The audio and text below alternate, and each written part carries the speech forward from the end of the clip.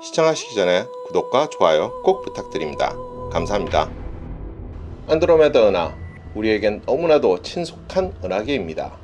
안드로메다는 우리가 속해 있는 은하계에서 가장 가깝게 위치하고 있어 지구의 북반구에서 유일하게 눈으로 관찰할 수 있는 은하계입니다. 그리고 1970년대 말 마스모토 레이지의 원작 만화를 애니메이션으로 만든 만화영화 은하철도 999의 종착역 또한 안드로메다여서 우리에겐 더욱 친숙한 존재라 할 것입니다. 그런데 이런 안드로메다 은하가 언젠가는 우리 은하와 하나로 합쳐지게 될 것이라고 하는데 도대체 어떤 일이 우주에서 벌어지고 있는 것일까요? 우주에는 우리가 속한 은하계와 안드로메다 이외에도 수없이 많은 은하가 존재하고 있습니다. 1996년 이래 우주에 존재하는 은하의 수는 대충 1200억 개로 추산하였습니다. 이는 허블 우주만원경 관측 자료를 바탕으로 분석 계산해 얻은 수치인데 2016년 발표된 자료에 의하면 그 수는 기존의 20배 수준인 2조 개에 달할 수도 있을 것이라고 합니다. 하지만 2조 개라는 것은 지금 관측자에게 도달한 빛의 정보를 바탕으로 현재 관측되고 계산되어 얻은 수치이기 때문에 여기에는 오래전에 다른 은하와 흡수 합병된 것의 정보도 담겨 있기에 이 수치가 곧 지금 동시에 존재하는 은하수를 말해주는 것은 아니라고 합니다. 작은 은하는 1천만 개 이하의 항성으로 이루어져 있지만 큰 것은 1000조 개의 항성을 가지고 있다고 하니 우주의 크기를 짐작하는 것은 인간의 두뇌로는 쉽지 않을 듯합니다. 안드로메다는 905년 페르시아의 천문학자인 이스파한이 처음 관측한 것으로 알려져 있습니다. 그리고 964년경 페르시아의 천문학자 압드 알러흐만 알수피는 그의 저서 항성에 관한 책에서 안드로메다 은하를 작은 구름으로 묘사했습니다.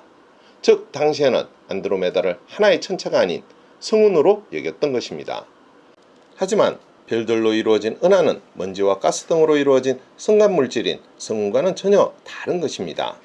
그렇지만 안드로메다를 성운으로 보는 시각은 20세기 초까지도 계속되었습니다.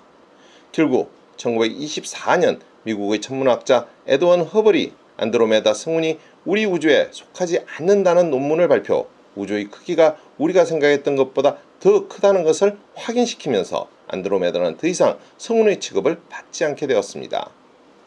우리 은하와 다른 54개 이상의 은하로 이루어진 국부 은하군에서 가장 큰 안드로메다는 지구로부터 약 250만 광년 떨어져 있습니다.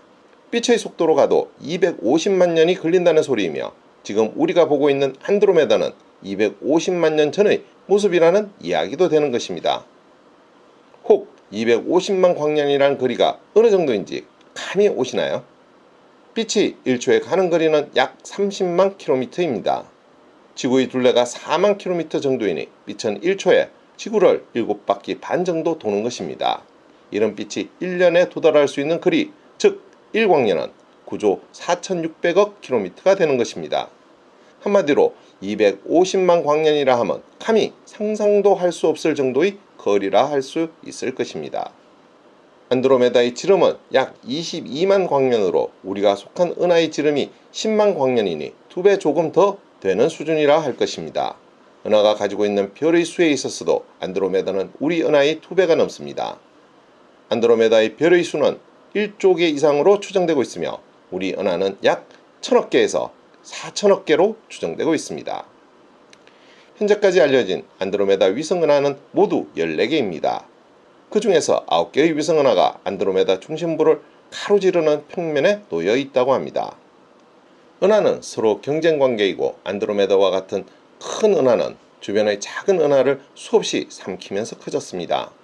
지금으로부터 약 20억 년 전에도 이런 일이 있었습니다.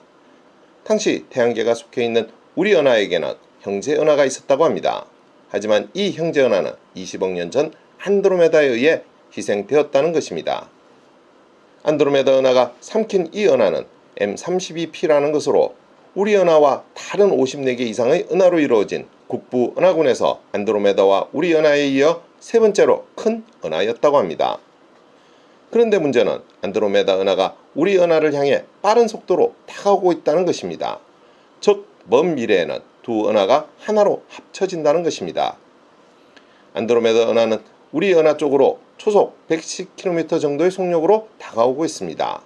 상대 속도로는 두 은하가 초속 300km의 속도로 맹렬하게 가까워지고 있습니다. 그리고 대략 40억 년 정도 뒤에는 두 은하가 합쳐질 것이라고 과학자들은 예상하고 있습니다.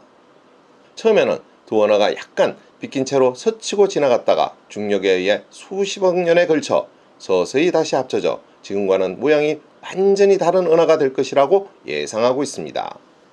그래서 51억 년 뒤쯤엔 두 은하의 중심부가 완전히 접근하면서 밤하늘이 엄청나게 밝아지기 시작하고 두 은하가 완전히 합쳐지는 71억 년 뒤쯤이면 밤하늘에 별이 너무 많고 또 너무 밝아서 어두운 부분을 찾기 쉽지 않을 정도가 될 것이라고 합니다. 그러면 이런 과정에서 1조 4천억 개에 이르는 두 은하의 별들이 서로 충돌하지는 않을까요? 과학자들은 두 은하의 별들이 서로 충돌할 가능성은 매우 낮다고 합니다.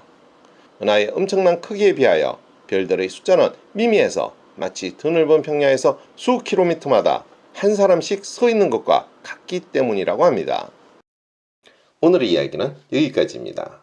더 좋은 이야기로 찾아뵐 수 있도록 구독과 좋아요 꼭 부탁드립니다. 알림 설정도 잊지 마시고요. 감사합니다.